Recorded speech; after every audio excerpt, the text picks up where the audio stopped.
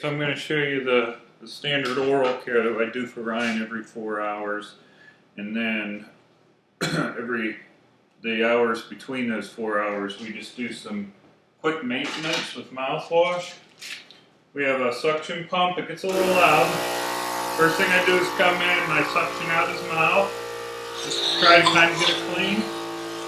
I get his electric toothbrush and some Biotin dry mouth toothpaste. I can't put a lot on there. Right, I'm going to open your mouth, put toothbrush in, I'm going to turn it on. And then I just spend some time in there getting his cheeks, his gums. Hope you can hear me alright.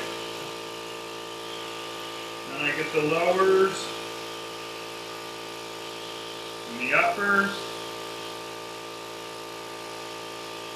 Get the roof of his mouth.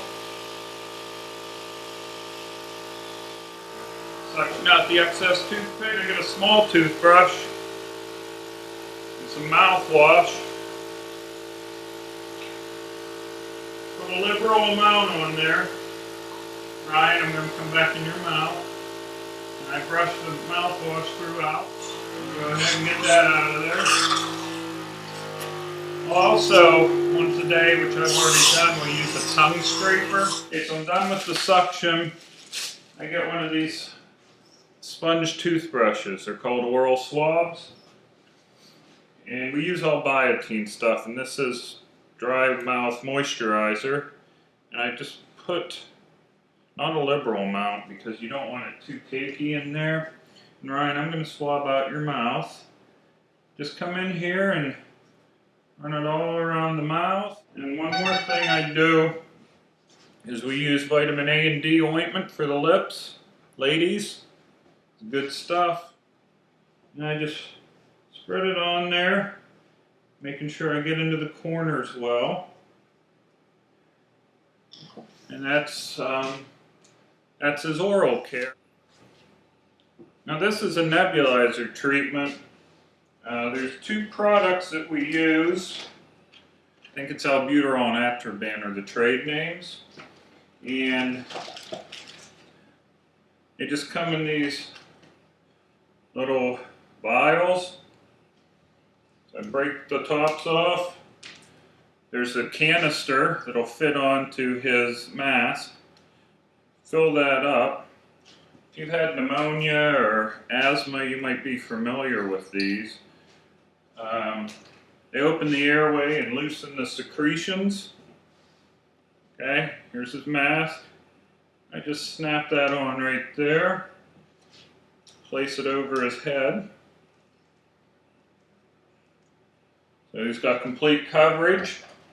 There's a unit, it's just a compressor with an oxygen tube, or not oxygen in this case, just air. We could push oxygen through and do this as well, but this works just fine. Okay, turn that on, and pretty soon, well, not even that much, you can see that. Can you see the vapors coming out of it? Yeah, he's breathing that down into the lungs, it's breaking stuff up, opening the airway. Now we'll do the inhalator-exhalator, which is this machine right here. I've already tested the pressure and cleaned out the mask and the tubes. So this just fits right over his face, and you'll see his chest expand.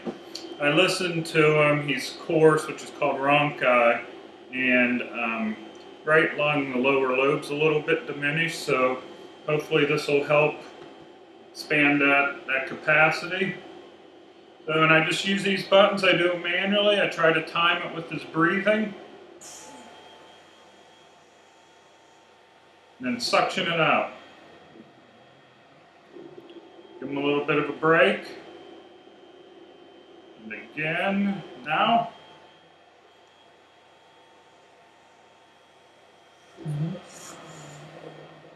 I'll do this a series of times.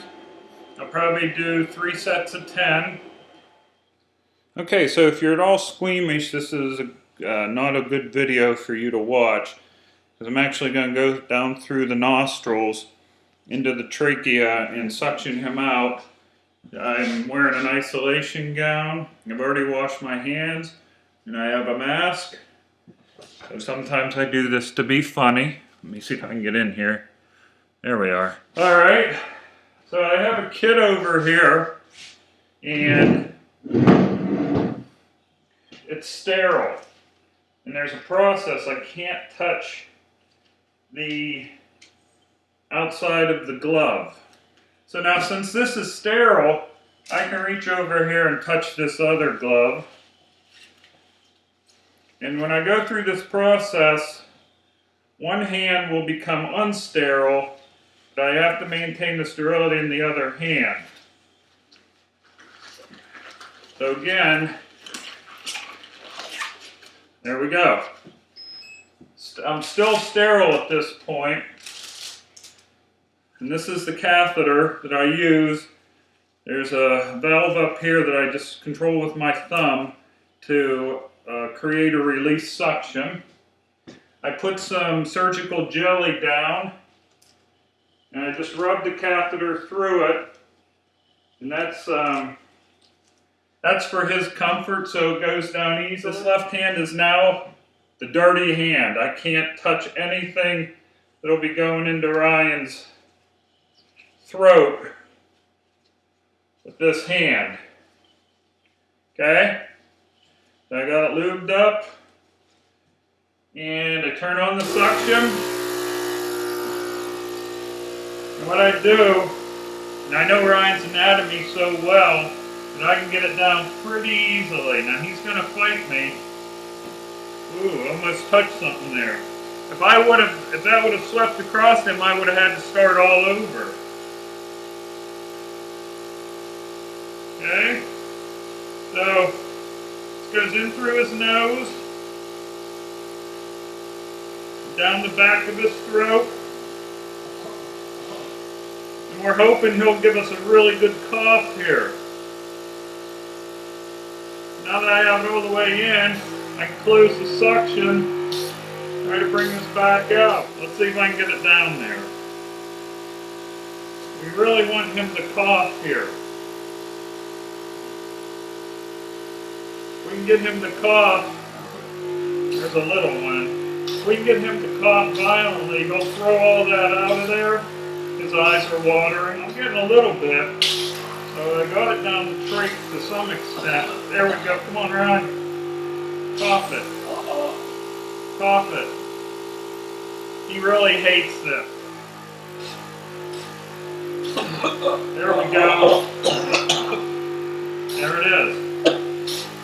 Sorry, Ryan, I'm so sorry. Sometimes it's really, I have trouble just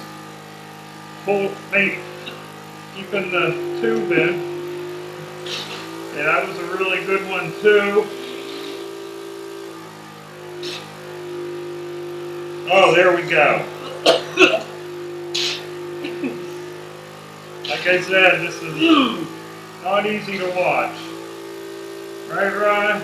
But you'll feel so much better when it's done. Now I'm going to go down the other nostril. So again, I just put in some surgical jelly.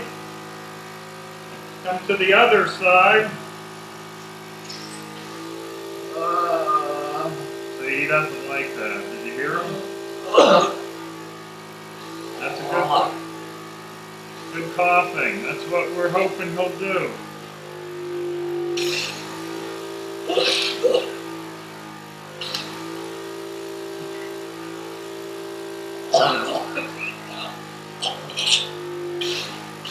Oh, we got a good amount up there. Good amount.